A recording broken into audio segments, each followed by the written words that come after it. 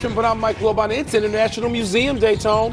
What's your favorite museum? I'm Tony Kornheiser. It used to be the Louvre, but I haven't been back since we helped ourselves to those crown jewels. Up top. Yeah. Have those been fenced fully? Not fully. Not fully, okay. Not fully. Some stash held back, okay. No. It is the Louvre. It's the Louvre for me. Is it for you? Yeah. Yeah. Did you see the Mona Lisa when you were there? It's you tiny. Stand online. It's this big. It's this big. It's this big. Postage stamp, people. It's one of the big surprises of my life, how small it is. Welcome to PTI, boys and girls. In today's episode, the Cavs trounce the Pistons, the Canadiens and Sabres go to Game 7, and Aaron Rye wins the PGA Championship. But we begin today with the San Antonio Spurs taking on the defending NBA champion Oklahoma City Thunder in the Western Conference Finals, beginning in about 3 hours in Oklahoma City. Over the weekend, the Spurs crushed the Minnesota Timberwolves in Minnesota by 30 points to get to this series.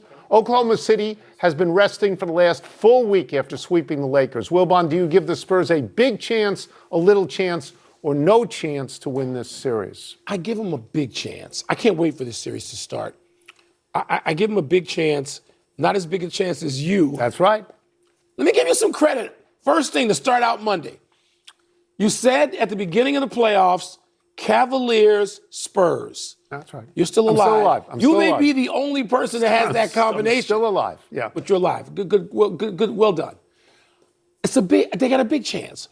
Wembanyama's that good, and the team is that good, and you know my reservation is that before anyone ascends fully, they have to have heartache. That's right. They have to have despair. I'll get to that. But Wembanyama and Harper is coming along, and Castle's already along. Castle, to me, is going to be the new SGA at some point. I really mean that.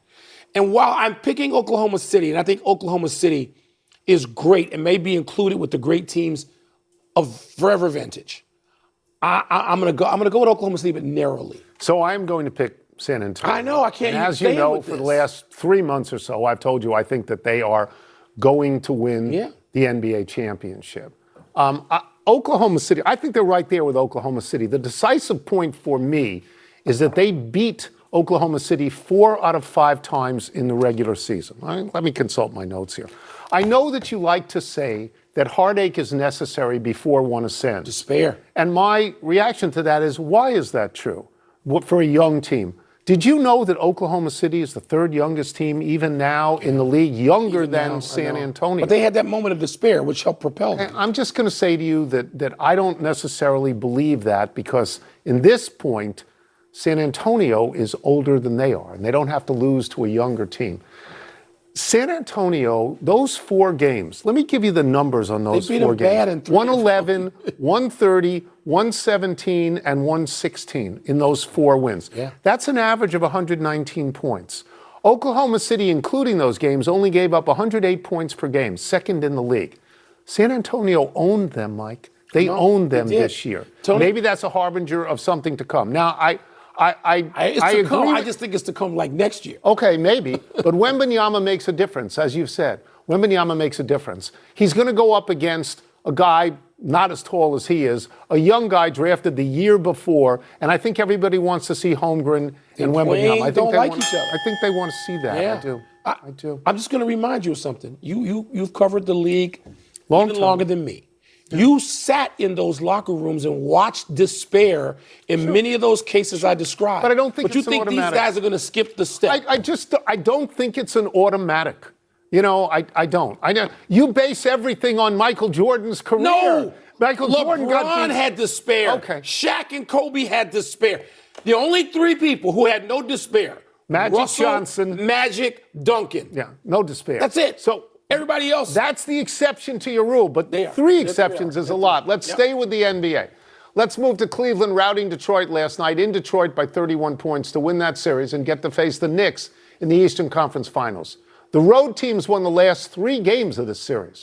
The Pistons had won 4 straight elimination games over Orlando and Cleveland, but they didn't win this one. Wilbon, what was the word for this game? Futuristic. There's a trend. I'm thinking about the margin more than the result. The margin, which is, you and I talked about this on your podcast this morning. I'm going to talk about that this now. game. Yeah. But the 3 games at the end and other series having these kinds of games. Yeah. And Tony, I think it's mostly because of the three-point shot. Maybe not entirely. This is why Steve Kerr has to be listened to. Steve Kerr is the smartest man in basketball.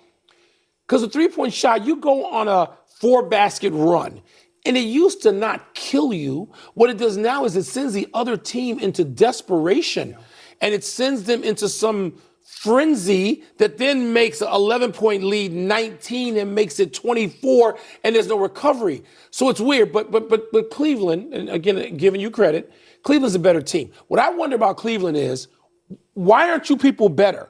Not to be that good as last night, but you got stars, you got vets, you got youth, you got size, Mobley and Allen. You said the same thing about Orlando. Why aren't you people better? Yes. Because this is when it pays off. The playoffs is when it pays off. Okay, but they should be better in the play. I don't even think they should be in these sevens. Allen, by the way, has played really well. Allen and Mobley. They're big guys. But you know what? As much as we talk about the spectacular guards, and they are. They can put up 50 on you. Yeah, that's right. Those two guys, when they play with force like they did against Detroit when necessary, they can give the Knicks some problems. And they got to deal with Cat. I'm going to come off your point here. Okay. I am very disappointed in the playoffs. It's like 75% of the games are routes. I have some numbers here. This series was weird because the road team won the last 3 games. Yeah. Here is Cleveland, having won a road game in the entire playoffs, lost 3 in Toronto, lost 2 in Detroit. They win game 5. They come home to clinch. They get beat by 21. Yeah. And then they go back out on the road and they win by 31 points, right? That was crazy. You could turn off the TV in the fourth quarter in both of those games. Cleveland was up by 26 points going into the fourth quarter. All right, let me get to these things. I'm struggling to remember 2 games in a row that were close, that had drama. The Knicks were plus 152 in 8 wins. Oklahoma City plus 105 in 8 wins. Just recently, San Antonio plus 104 in 4 wins. Okay, so don't you, having covered decades of this. I think it's the 3. Yeah. I do. I think it's fascinating, even if it's not dramatic. It's an interesting study. You want drama in the playoffs. You do. So it's not working for me, these routes. Am I awed sometimes by the runs they go on? Yeah. But when you get to the fourth quarter and you can switch to another sport, that's not the way it's supposed to happen. No. It's just not. I'm giving you one more chance here. Well, I wanted to give you my word. Can I just give you my word? What's your word? My word on a personal level is gratifying because I had them the whole way. Yeah. And on a viewership level, my word is disappointing for the reasons that I've stated. Yeah. Tonight, close? Game 1? No. In Oklahoma City? No. This is the one game.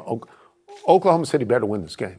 Better win this one. Because the other team's capable of knocking them out. I can't wait for this series. I can't. And I also don't believe in that rest thing. I think both the Knicks and the Thunder are rested. They're ready to go. They'll be fine. They're championship type teams. They're ready to go. Okay. All right.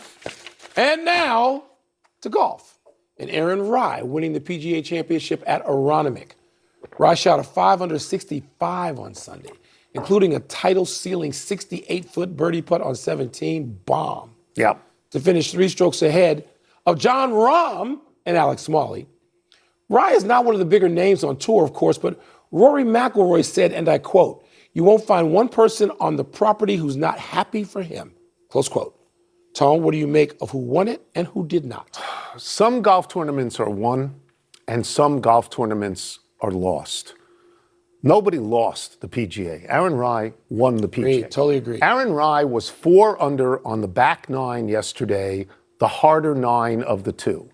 At 9, he had an eagle. So he was -6 in the last 10 holes on a major on a Sunday. He won that tournament. Scottie Scheffler could not putt on the weekend. John Rahm could not putt yesterday. Rory McIlroy kept hitting drivers off the fairway into the spinach. A fairway. Into the spinach. He was even on the par 5s all week. Was he 0 for 12 on fairways attempted yesterday with a driver? I think he was. It would not surprise me. I think he was 0 for 12. When you hit it as long as he does and you're not under par on the par 5s, that's how you lose a tournament. And then Smalley and McNeely and Schmidt, they didn't put any pressure on Rai. Yeah. Aaron Rai won the tournament. He did, Tony. And the reason why I like this, we talked about this Friday, why I don't anticipate storylines. The event will tell me what the storylines are. And Rye, who's a guy, you and I talked about this on the phone yesterday during live time, tied for 19 a couple of times. He's around. Best he ever did. We knew who he 290 to 1. But he wasn't like some threat. No. You didn't think he was going to be 290 to 1. I know, but I like the fact, and the PGA, which has produced 10 famous champions in the last 10, used to have that's right, events like this, where somebody that you sort of knew and you before Google and you had to do some research and find out who it was would win the PGA Championship. Who knows whether Rye is going to even show for the next 2 majors, the 2 remaining, or next year or beyond. Let's get to that. It doesn't matter to me. That putt on 17, that long 60-foot putt. That's a forever. That was reminiscent of J.J. Spawn last year at the U.S. Open at Oakmont. And I bring up Spawn because we don't know if Spawn's ever going to win another major. No. There are a lot of guys who don't. I'll just give you a partial list here of people you will know. Danny Willett, Sean McKeel, Rich Beam, Michael Campbell. They won one. They got that one win. Yeah. Maybe this is Rye because Rye doesn't hit the ball long off the tee. And nobody thought he was a good putter until the last 3 or 4 days. Right, so this could be him too. But the important thing is he won this thing. Nobody dropped it off in his lap. It wasn't some choke-a-thon. And the fact that Rory and Rahm were guys he finished ahead. And Scheffler. Number 1 in the world. Lifetime highlight. If he doesn't do anything else, he's got this one. Yeah. There are people who don't have one. There are pictures of him holding the cup, okay? Let's take a break. Coming up, do the Canadiens or the Sabres have the edge in tonight's Game 7? And the Phillies are 15-4 under Don Mattingly, but are we sure the Phillies are good? We didn't mention the fact that Shai Gilgeous-Alexander won the MVP, and you voted for him. You had him. I did. I would have had Jaylen Brown if I had a vote. I had him third. You know. I mean, the top 5 are the top 5. We all Is there got the any same 5. boredom with him being elected again in this way? Boredom? Put it this way. Whether or not it is, he's done. Yeah. He's done with. It is time for the missives from the masses, and I'm going to get the first one here. Mail time. Take it out of the mailbox, put on my glasses. Do you give the Canadiens or the Sabres the edge in tonight's Game 7? You know what? You know what, Tony? Home ice does not mean all that much. We've seen so many teams lose. You know, a Game 5 and a Game 7. It's like the NBA. It used to be 90+%, and now both those sports, it's falling off in the last 10 to 12 years. And I don't know what to think about the goaltending. The goaltending has been iffy. What we're used to is some team emerging and having even a relatively unknown goaltender go nuts and just dominate the postseason. We're not seeing that either. We're seeing coaches go to goaltender changes in the middle of a series, like to me is relatively unprecedented. I think Buffalo seems to have been the story this year. They seem to have some magic dust surrounding them. I'm not rooting against them. I'm just rooting for Montreal, but I'd say Buffalo. Yeah.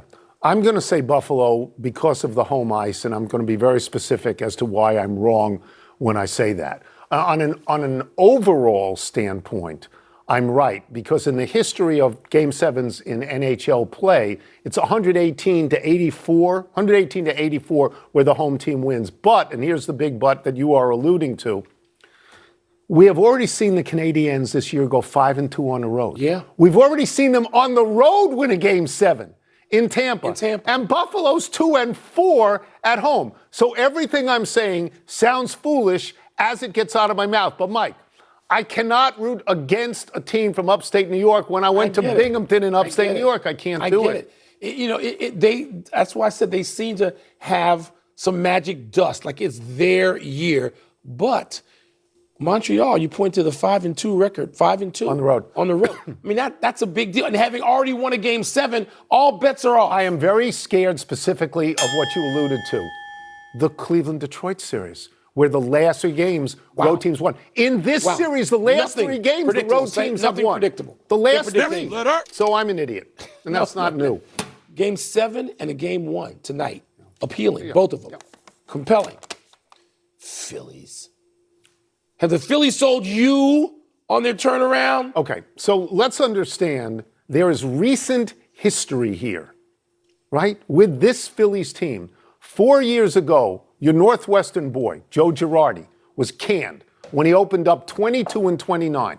They went to Rob Thompson, who then started 14-2, and that team made the World Series. Now Rob Thompson opens up 9-19, and they go to Don Mattingly. And Don Mattingly is 15-4 at the moment. They just put 5 runs on Paul Skeens. That's the most runs he's ever given up, tied for the most ever. Now, let me be realistic here. They are not going to catch Atlanta in the division. What are they, 9 games behind Atlanta right now? They're a lot right now. They also, the teams they've beaten lately are under 500 collectively. I think it's 446. Yeah. And they have, next month, it's a much harder schedule. But, Mike, they're only 3.5 out of the wild card with 115 left to play. And your boy who lived in your apartment building, that guy's got 8,000 home runs already. This is tough for me. Because, I've now come to hate all Philly teams. You got to stop that. Don't hate the University of Pennsylvania. I'm not going to hate them. Thank you.